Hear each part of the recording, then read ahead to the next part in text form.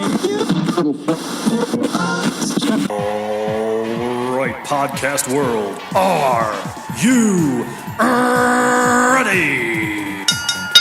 My name is Brandon Arroyo. This is the Brandon Arroyo podcast. Start the show. Hey, what's going on? Welcome to week numero dos of this little podcast experience that we are going on together.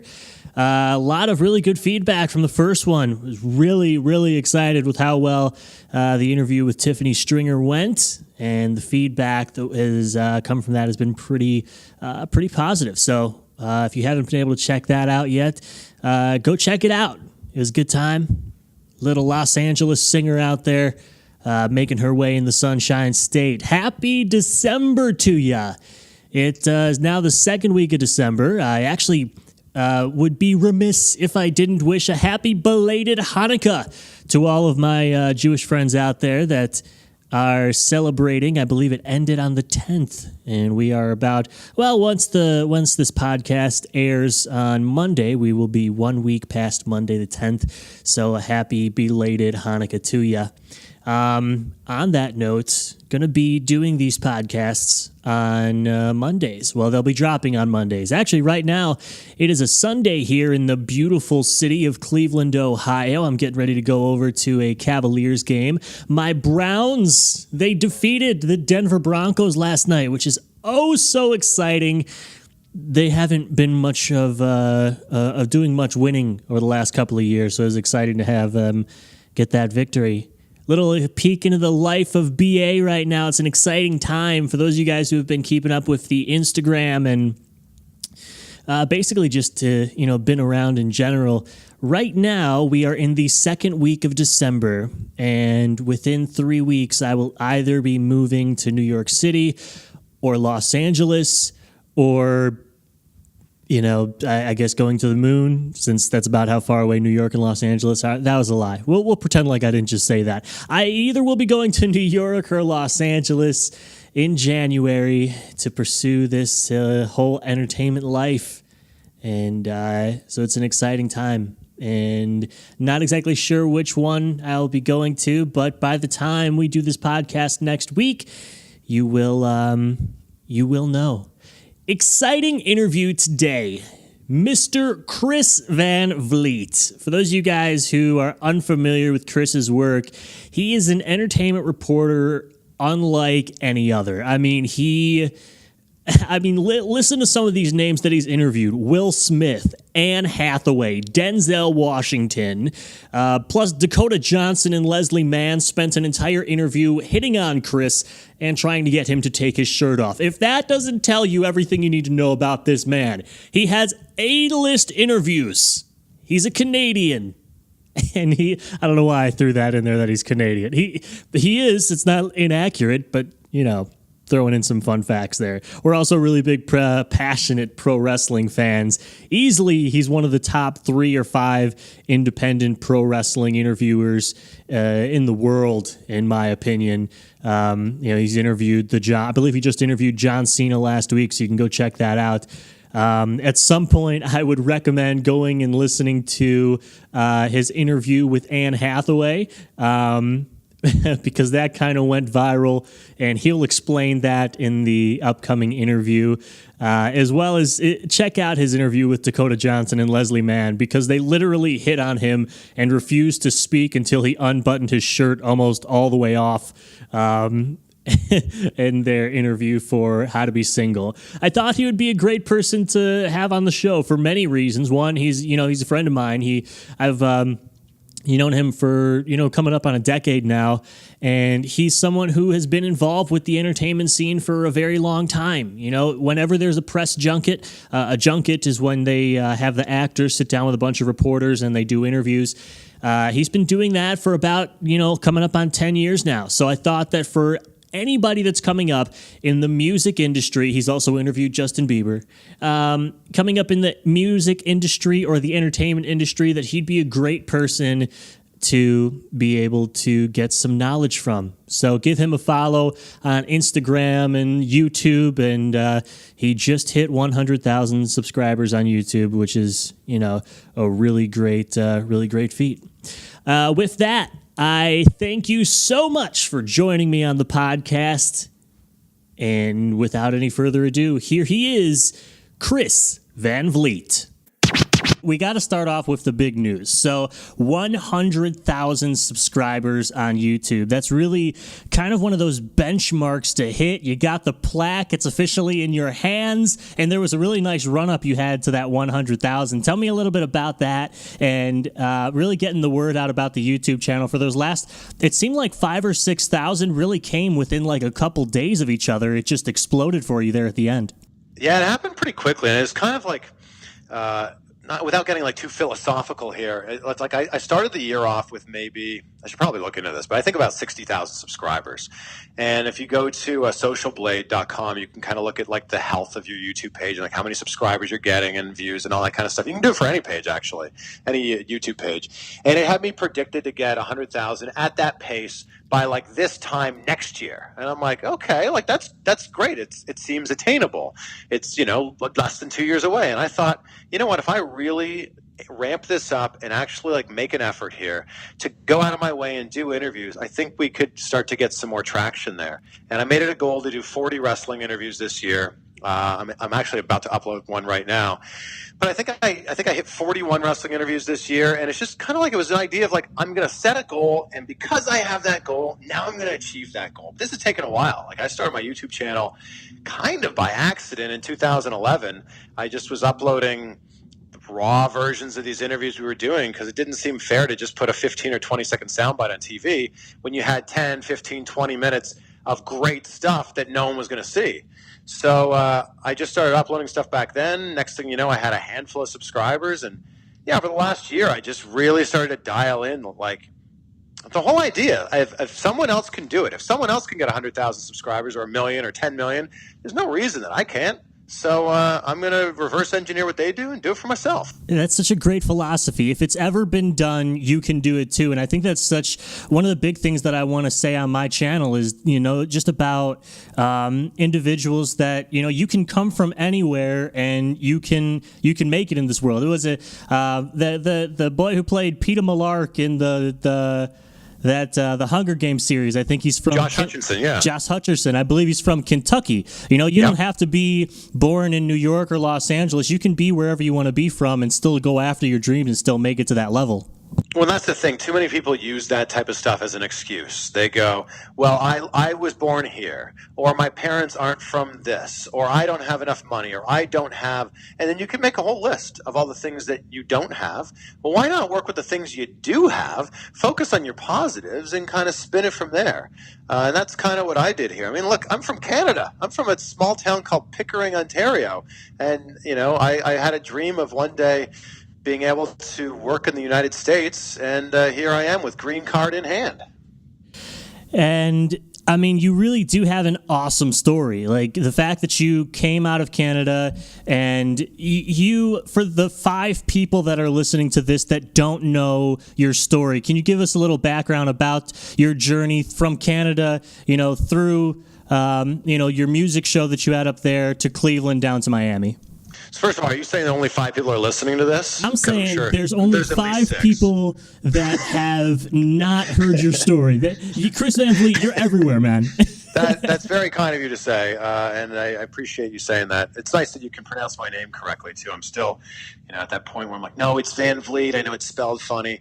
But to answer your question, I've always had a passion for broadcasting, and it's always been something I've wanted to do. I remember being a 4-year-old kid with my Fisher-Price tape recorder and like emulating the radio host and TV host and pretending that that was my job. And I had a high school class called Communication Studies where we would make a TV show every single week. And I thought that's pretty fun. And I loved being in front of the camera. I loved performing. I did the morning announcements at my high school. I hosted the talent show. I was the vice president of the student council. So I was out there and I loved being on stage and performing. So when it came time at 17 years old to pick a college major, which by the way is a crazy thought that at 17 you go, hey kid, what do you want to do for the rest of your life? I said, that communication studies class was pretty fun. I'm going to do that. So I took a communication studies class, thinking it would be like my path to get on TV and do some broadcasting. And it really isn't. When you go to university, it's like you're going to learn some theories, and that's really great. And I had a great social time at college. But it was in my last year, I had this epiphany. I woke up one day in my senior year of college, and I was like, oh crap, like it just hit me like a ton of bricks. Oh crap, when I graduate this year, that's it. Like there's no more, do I want to go to class? There's no more like, where are we drinking tonight? Because that's clearly the most important thing when you're in college. It was like, when I graduate, like this is the real world. There's no more, do I feel like going to class or not? I have to go to work 9 to 5 for the next 40, 50 years of my life. So I kind of made this decision that I wanted to do something that I loved. And if I at least didn't succeed, at least I could try. When I was 21, 22 years old, I could try and fail, but at least I try to do something that I was excited to do every day. So I reached out to all the radio stations, TV stations in my college town. I was able to volunteer like on a street team. And this one radio station, a news station, said, hey, we don't take on volunteers, but how would you like a job? And I said, oh my God, yes, please. So they gave me a job. They said, it only pays $8 an hour. And I said, that's $8 more than I thought I was going to make. And I was a board operator for $8 an hour. And after my shift was done, I went into the studio and record my voice and record a demo reel. When I graduated, I got an internship at a small TV station, and they didn't really want to bring me on as an intern because they said, we don't take interns where it's not affiliated with like a school program. I said, well, I'm actually going to be in that town next week. It'd just be great to have a conversation with you. Just let me come in and just see how, things are done there. And they said, well, if you're going to be in town, come on in. So I kind of lied my way into that because I clearly wasn't going to be in this town, which was 65 miles from my hometown. But I ended up convincing them to give me an internship. That internship turned into a job. And then from there, I was on TV, 22 years old. And I was super fortunate to be in the real world, in the trenches, like actually doing it every day. And I think that's what makes you better and better and better. To make my really long story slightly shorter, I ended up from there getting a job on MTV2 in Vancouver, the same kind of way. Like I sent my stuff out to them, and they were like, "Oh, that's great, but you live 3,000 miles away." And I said, "Oh, I'm going to be there next Thursday. It'd just be great to just have a conversation with you." And they said, "Oh, well, if you're going to be here."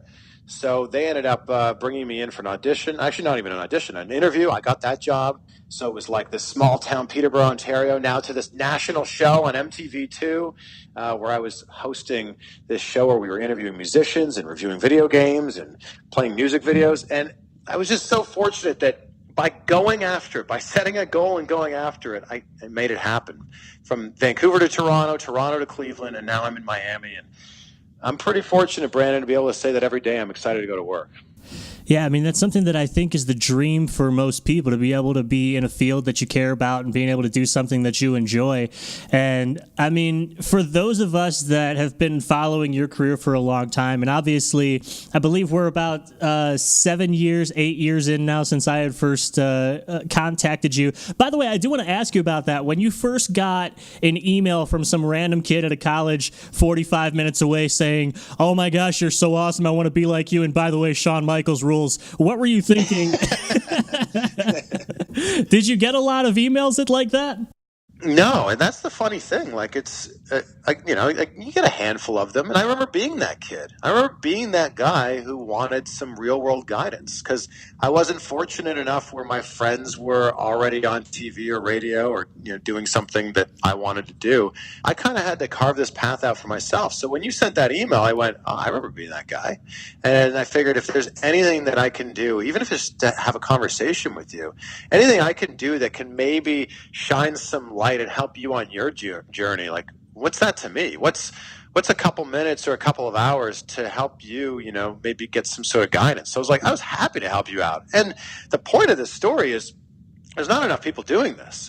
And maybe you idolize someone on TV. Like I don't think you can reach out to Ryan Seacrest and say, "Hey, Ryan Seacrest, can I borrow 10 minutes of your time?" But if you want to be, we'll just use TV because, we're both familiar with it. Reach out to a handful of people in your local market, and you'll find that they're certainly more attainable than you think. So, yeah, I was happy to help you out. And if it did help you in any sort of way, I'm happy to hear that. And Chris, my brother, I do want to thank you for that, because you've been an awesome, person to watch their career grow and try to, do some of the things that you've been able to accomplish and try and create my own path off of some of the roadblocks that I've seen you create. So thank you for everything that you've been able to do. Oh, yeah. You're welcome. Taking it back, before the 100,000 subscribers, before the interviews with The Rock and all of the amazing things that you've done 7 years ago and 4 million views ago, there was an interview with Anne Hathaway. And I want to take you back to that interview because it's still one of the most viewed interviews on your channel. And it's still, I have to think one of the big moments that you can recall in your career. If, I could be wrong, but can you take me through that interview, your story of it, and what you remember from your point of view? Well, I didn't, hindsight's 20/20, right? So looking back on it, I was trying to ask a good question. I just didn't ask the question in the best possible way. And the photos from The Dark Knight Rises had just come out. So I knew I wanted to ask her something related to The Dark Knight Rises. I just didn't know how I was going to work this into an interview for a movie called One Day, which, let's be honest, we're still talking about The Dark Knight Rises and no one's really even heard of One Day. No offense to that movie, but, it just wasn't as big. So I just wanted to ask her, like, hey, what would your workout regimen look like? That, that was my general idea for the question to, get into the shape to play Catwoman.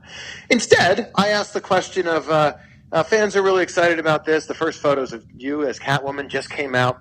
How much weight did you have to lose to get into the shape that we see you in here?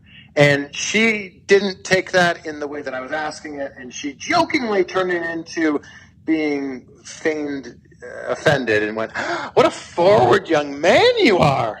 And it comes off as this like kind of quasi-flirty, quasi-offended thing, which was actually really fun/scary in the moment. But it's funny, and that video is now on all these lists of the times when females hit back at sexist interviewers, or the times that female actresses spoke out. And it's like, well, no. This question has been asked of Christian Bale when he gained and lost weight for roles. It's been asked of Renee Zellweger when she gained weight for her role in Bridget Jones. This question is asked very frequently. It's just, I guess, when you ask it of a woman, this is not appropriate. It was a very strange thing. Quick 5-second plug for you wherever you are listening to this from, whether you're in the gym, walking your dog Fluffy, go ahead and check out the social media accounts. I am at Arroyo is Blessed on all social media accounts. Arroyo, spelled ARROYO. Arroyo is Blessed on Instagram, Twitter, and Facebook. Be sure to check that out. And also, please subscribe to the Brandon Arroyo podcast on your listening devices. This is the first episode. I hope to have you around a lot longer because I'm going to be around. So otherwise, I'll just be sitting here talking to myself. So back to the interview. And Chris, that wasn't the last time that you would get some major headlines from being hit on by a famous actress. Can we talk a little bit about the Dakota Johnson-Leslie Mann interview? And were you surprised that they had, sort of picked you out to some of their technical people as well? Oh, that interview was shocking to say the least, because Dakota Johnson's not the greatest interview, and everyone that was walking out of that room was basically like, "Oh, that wasn't very much fun." In fact, I was walking into that interview room, and the person walking out was like, "Oh, good luck with that." And I walked in, and the second I sat down, Leslie Mann just, as she described it later on the late night talk shows that she was on, she said that I was a breath of fresh air and I was like breaking up her monotonous interview day. So yeah, they just turned that into their own thing and I just rolled with it. There was a part of me that was like, I should probably ask some questions about the movie. And then the other part of me was like, let's see how far we can push this. Let's see how far this will go. Let's see how long we can continue to do this. And it was fun, and I uploaded it to my YouTube channel just thinking here's a side of Dakota Johnson that no one really sees because she's usually so quiet and buttoned up. Here's her having a little bit of fun. And I uploaded that on a Saturday, and by Monday it had 1 million views, and it was in every publication imaginable. So it was interesting. Although 2 years later, with the Me Too world that we're living in now, that interview would not have happened. I guess I gotta ask you, I mean, when you're in those moments and you kind of have to feel your way around, I guess it's kind of a case-by-case basis, but do you instantly know that this is going to be something that's going to click with the general viewer on YouTube, or has it sort of been, there's videos that you didn't know were going to blow up that ended up becoming a really big, viral sensation? There's sometimes where I think I'm going to have something really good, like I just interviewed Michael B. Jordan for Creed 2, and I asked him, who would win in a fight, Killmonger or Adonis Creed? And I thought, that's a really good headline. And he said Killmonger for sure. And I'm like, that's so interesting. He's promoting Creed, but basically saying Killmonger is a better fighter. I thought that was going to blow up, and, it got, just a handful of views. But, I interviewed Donald Glover for Solo, and it was a couple days after the Childish Gambino video had come out for This Is America. I just wanted his take on the This Is America video, because it was blowing up and everyone was having their reaction videos and trying to interpret it. And I just wanted him to say something about how we're supposed to interpret this. And he said, "No, it's not really my job to explain it." And I uploaded this thinking, it'll get some attention. And I uploaded it as Donald Glover doesn't want to explain This Is America, which is true. And it got 6 million views in 2 days. And I'm like, wow, that's way bigger than I could have ever imagined. It's pretty amazing. I saw that up there as one of your top videos, and I was curious how I missed that one, because it was, I think, just 7 months ago. I had seen the majority of them. I know your Big Show interview is up there as well. That one sort of was a little bit of a surprise, I feel. Yeah. I would say that the biggest thing about YouTube is I think there's too many people that are taking the you part of YouTube too literally. And YouTube is one of these really interesting pieces of social media or websites, if you will, where it's not about you. You have to provide value for people. And if my channel was all about the great things that I did, I'd have no subscribers. You have to put this stuff out and provide value and give people a reason to click on your videos. And then if they really, really, really, really like you, maybe you'll earn a subscription. I have 58 million views, but only 100,000 subscribers. So that means, I don't want to do the math. What's the math there? That means 1% of people that watch my videos or 2% of people that watch my videos subscribe. So that's just something to keep in mind. Got to provide value on YouTube.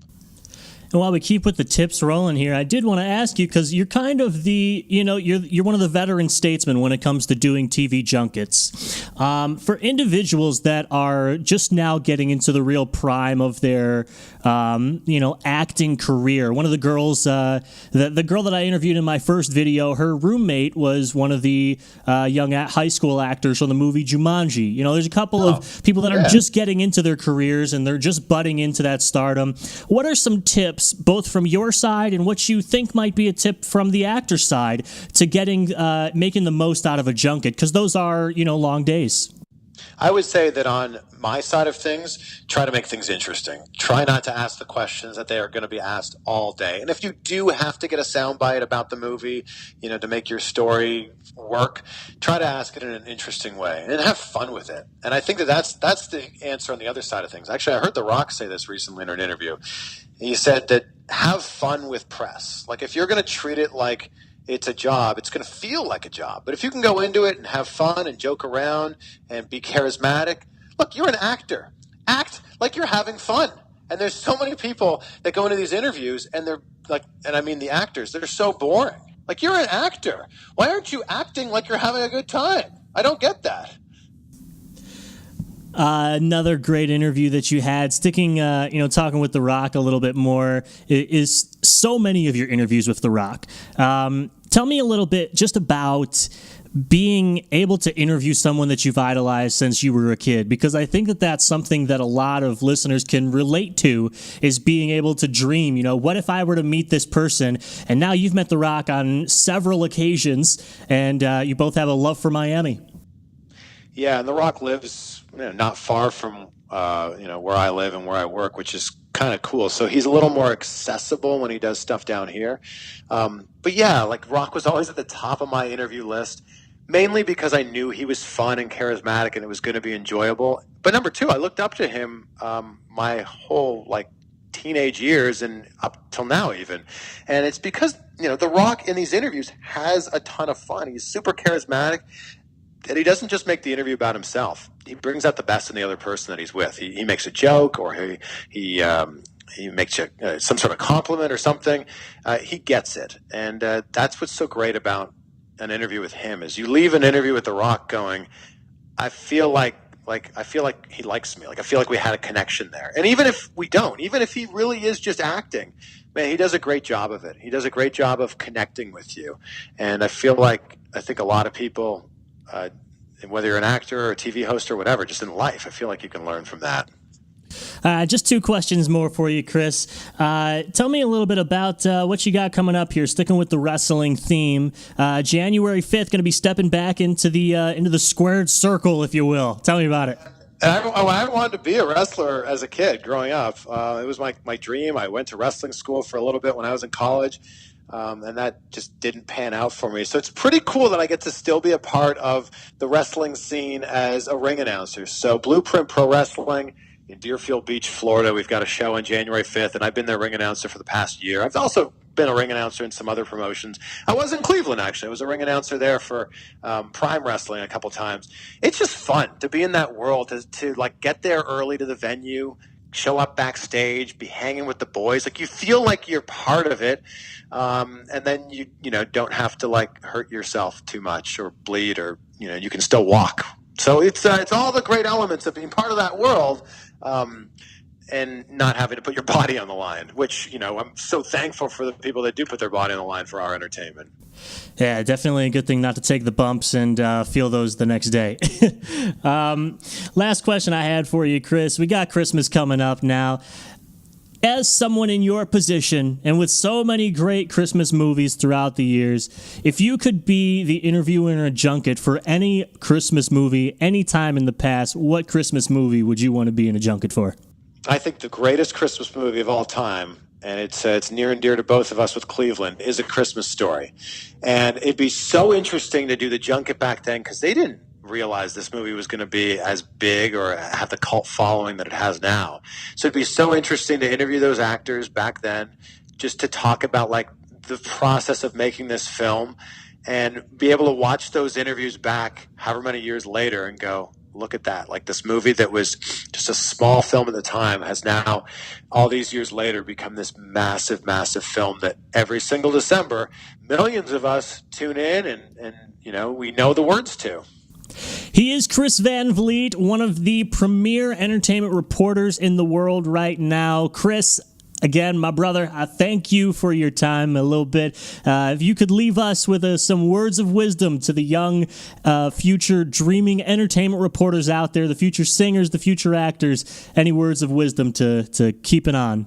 Well, I'll say to you, Brandon, congratulations on going after it. And congratulations on not being stopped by some of the speed bumps or roadblocks that you might have had along the way. And like you're carving your own path out. So you should be super proud of yourself for that. And the best advice that I have, we touched on it earlier, is if someone else has done it, there's no reason that you can't as well. Find someone that you idolize and reverse engineer what they've done in their career to make it work for yourself. Like, take where they're at and then keep going back all the steps that they've gone along the way to where you're at now. And now you know how to get there. And if you don't get there, it's only on you for not making it happen. Did I not tell you he's a great interview? Chris Van Vliet. He's a tremendous human being on top of being an extremely talented journalist and entertainment reporter. So the next time that you are going through your YouTubes and you see him, because you're going to see him in several highlight videos of different interviews, you'll be like, oh my gosh, I remember that podcast that he did with his old buddy BA up there in Cleveland. Chris, thanks again. Listeners, my friends, the Brandon Arroyo podcast, if you enjoyed yourself, go ahead and give it a subscribe. This time next week, we'll know whether I'm heading out to the California coast or if I'm going up to the Big Apple. And it's an exciting time. I'm excited to have you here with me, and I really appreciate you taking the time out to hang out and listen to this on your drive or wherever you happen to be listening to this podcast from. I will see you guys next week. Take care.